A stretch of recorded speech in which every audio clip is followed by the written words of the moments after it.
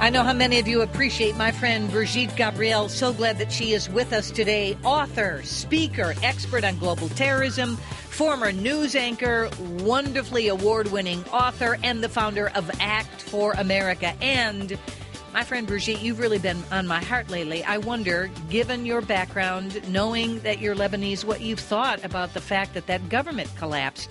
And I wondered if you could tell us so that people will understand why it happened.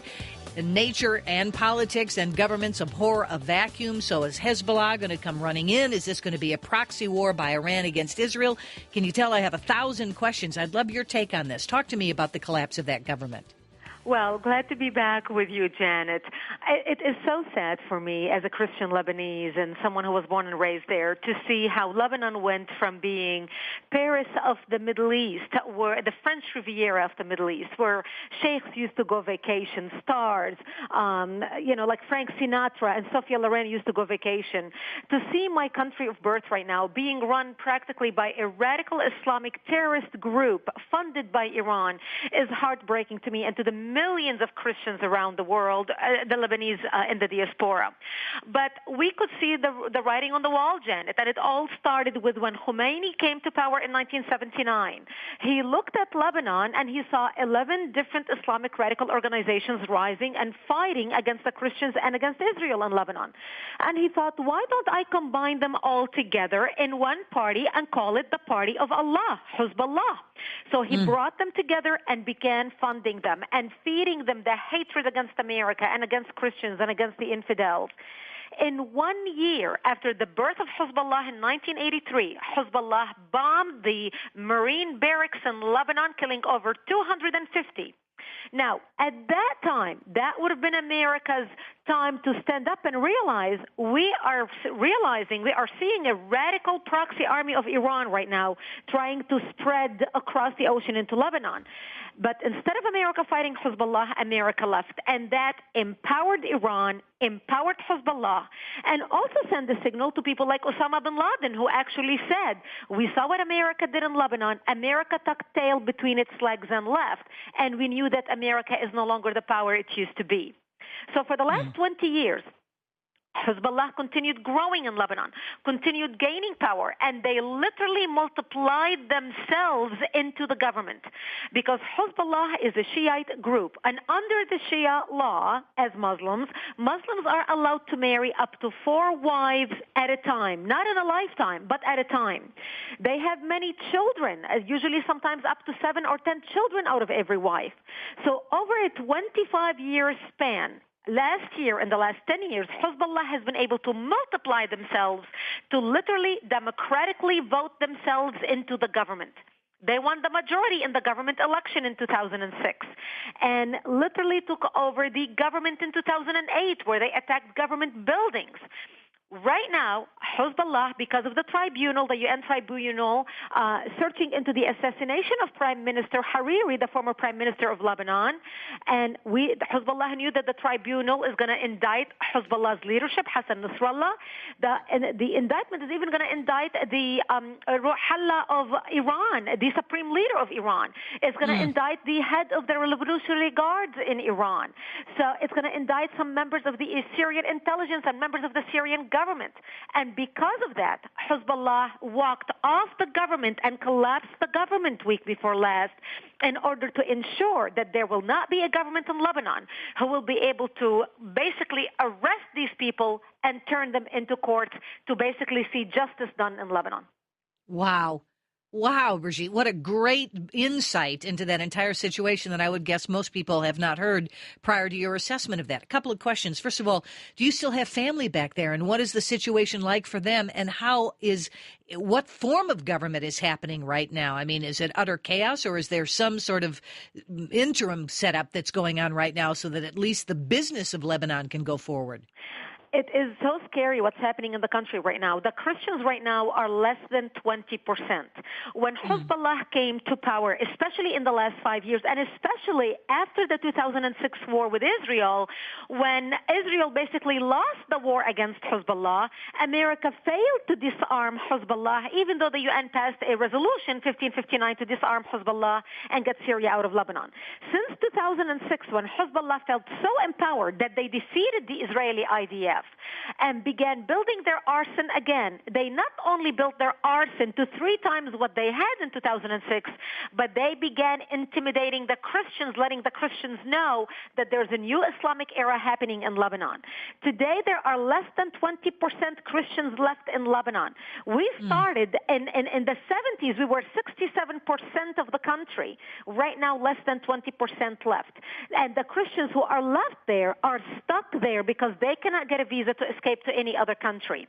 Hezbollah is taking to the streets right now. They are burning tires in the streets. They are intimidating journalists. We know that they have already, in the last 4 or 5 years, assassinated at least 5 Christian journalists who were blowing the whistle on what happened to Hezbollah, what Hezbollah is doing in the country. People right now are so scared because they know that the country is going to be driven into civil war again, that people are taking their money out of the banks, literally, completely taking their money out of the banks. They are changing the money from lira to dollars because they believe the lira is going to collapse. People are buying food. They know that there's going to be starvation in the country. They're going to be cut off of food supplies. They also know that once Hezbollah wins the government, because right now they are appointing their own Hezbollah-backed prime minister, and all signs lead that he's going to be elected because, again, they are the majority who hold the power right now. And if that happens, the Christians in Lebanon know that America is going to cut off aid to Lebanon because Lebanon will be declared a terrorist state at this point because America considers Hezbollah as a terrorist organization.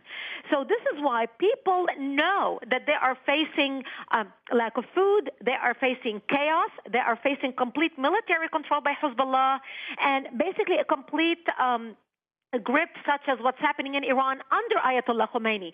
We are watching Lebanon turning from a republic and a democracy that is turning into a milocracy in a way because it's coming under the rule of Hezbollah, completely controlled and funded by Iran.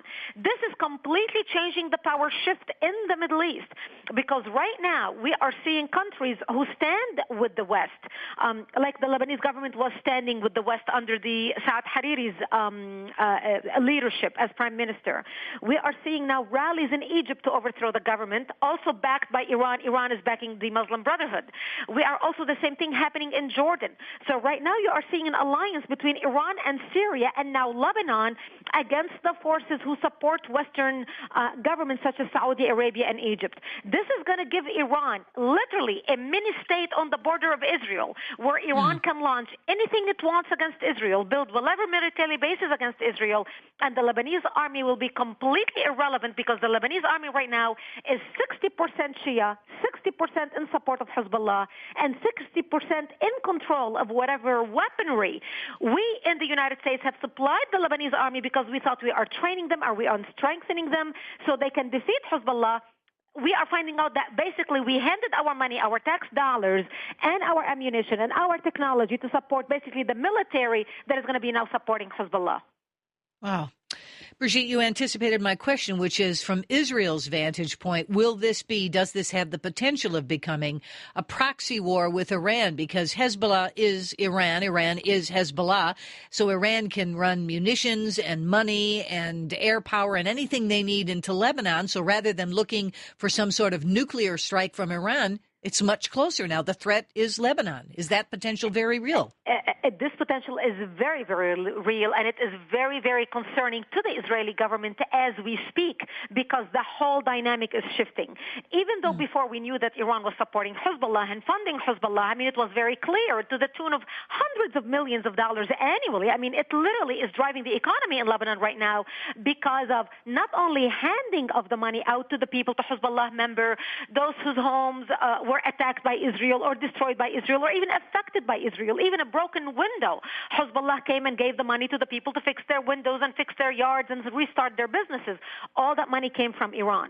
But right now what is happening is Iran is not only supporting financially and supporting Hezbollah, its proxy army. Iran right now is going to have a seat at the table practically in Lebanon in directing how the politics are being run in the country, directing military decisions on how a war could be fought with Israel. So right now, Israel is not going to be fighting the Lebanese government or saying, oh, we're just fighting the terrorist organization Hezbollah, but we would like to deal with the Lebanese government and we urge the Lebanese government on controlling Hezbollah. The Lebanese government will become Hezbollah, will become completely taking orders by Iran from Iran if Lebanon goes into war with Israel. Because at this point, it will not be the government of Lebanon and Lebanon as an independent state going to war with Israel. It'll be Iran using Lebanon as almost occupied territories controlled by Iran to conduct operations against Israel. This becomes very, very important, especially with Iran moving forward with their nuclear development plan. And God forbid something happens, Iran will be able to attack Israel from Lebanon. From Lebanon, exactly. Oh, Brigitte, thank you for that insight. Let me take a break. Brigitte Gabriel is with us. She is the founder of Act for America. If you visit my website, inthemarketwithjanetparshall.org, you can learn more about Brigitte. She's an absolutely fascinating person, as you all know. But you can click on through to the website for Act for America.